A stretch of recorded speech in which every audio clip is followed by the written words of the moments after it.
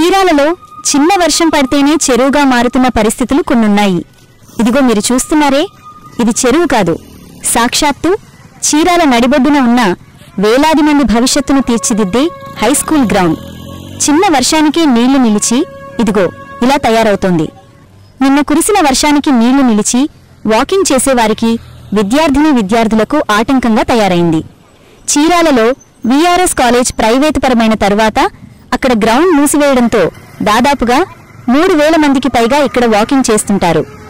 గత ప్రభుత్వంలో గ్రౌండ్ని, పార్క్ని ₹1,00,00,000 పైగా నిధులతో మరమ్మతులు చేపట్టి అసంపూర్తిగా వదిలేయడంతో పరిస్థితులు ఇలా తయారయ్యాయని, కనీసం పట్టించుకుని సరిచేయాలని చీరాల వాకర్స్ కోరుతున్నారు.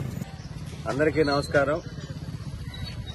Chirala NRNPM high school walkers association Chirala ప్రాంతానికే తలమానికం NRNPM high school.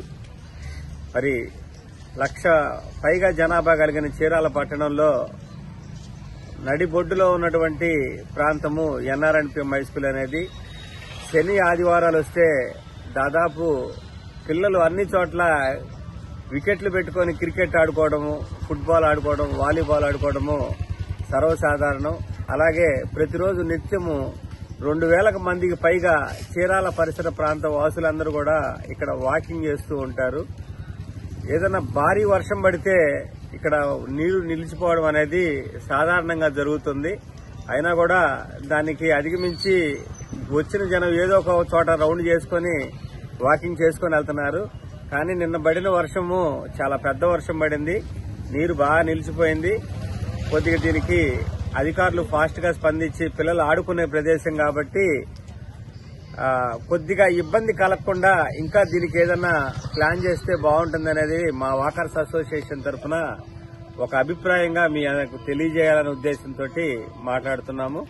Chirala NRNPM high school walkers association తరఫున అధికారులకు చిన్న రిక్వెస్ట్.